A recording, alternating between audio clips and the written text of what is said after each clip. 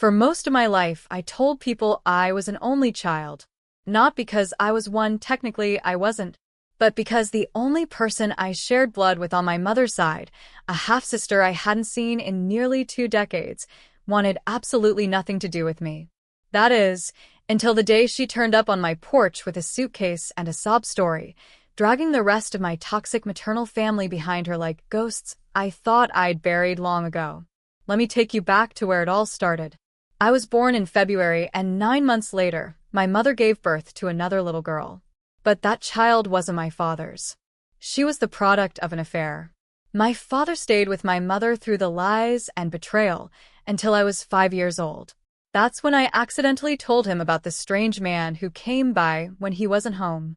The man who smiled too much and smelled like cigar smoke and cheap cologne.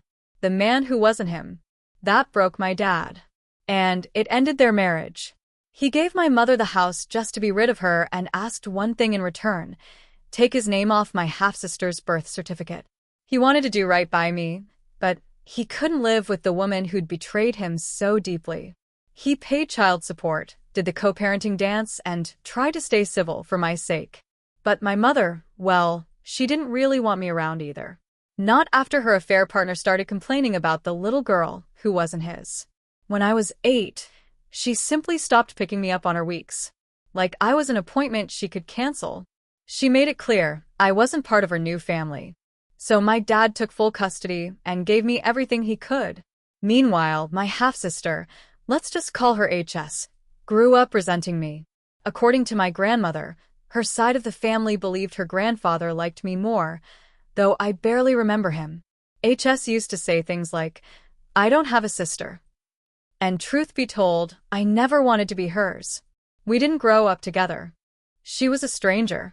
Years passed. I healed. I built a life of my own. A stable job, a modest but beautiful house, a close-knit paternal family who never let me down. I lived next door to my dad and I felt safe. Until the phone rang.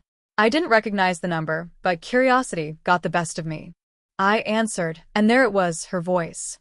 Crying, begging, saying that our mother had kicked her out, that she had nowhere to go, that her stepfather didn't want her in the house, that I was the only family she had left. I didn't say much. I just hung up.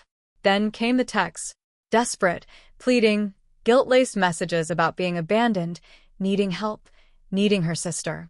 My sister. I didn't respond. I didn't owe her anything. Eventually, I picked up one of her calls just to end it. "We're not sisters," I said coldly. "I'm not driving 6 hours to pick you up. I'm not giving you a place to stay. You're not part of my life." And then I blocked her. But it didn't end there.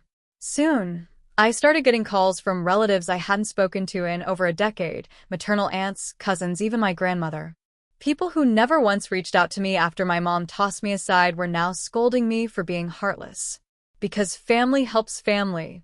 Because I should remember what it felt like to be abandoned. But it wasn't the same. I was a child. HS and I were both 25 now. Adults. If she wanted to reach out and reconcile, she had 17 years to do it. Instead, she waited until her life exploded and needed someone to bail her out. I thought that was the end of it, until I came home one afternoon to find her sitting on my porch with a suitcase. My grandmother's car peeled off just as I pulled into the driveway. I didn't even get out of my car. I stared at her through the windshield, paralyzed with anger and disbelief. I didn't know what she looked like anymore until that moment. And still, I didn't recognize her.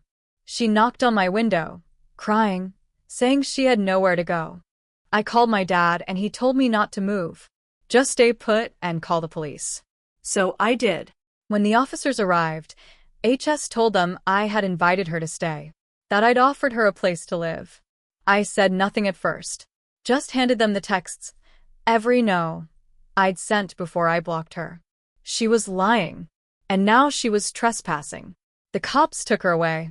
I went next door to my dad's place and sat on his couch, shaking, trying to process it all. I felt like the little girl who'd been left behind all over again. But this time, I wasn't the one abandoned. I was the one being stalked. It didn't stop. Texts and voicemails came from new numbers. My grandmother called, and screamed at me for being selfish. Said she'd told my dad he'd raised a daughter bound for hell. My house became a target. They searched for spare keys under rocks and mats, tried to find ways in. I upped my security system, added Ring cameras, got advice from an attorney, and filed for a restraining order.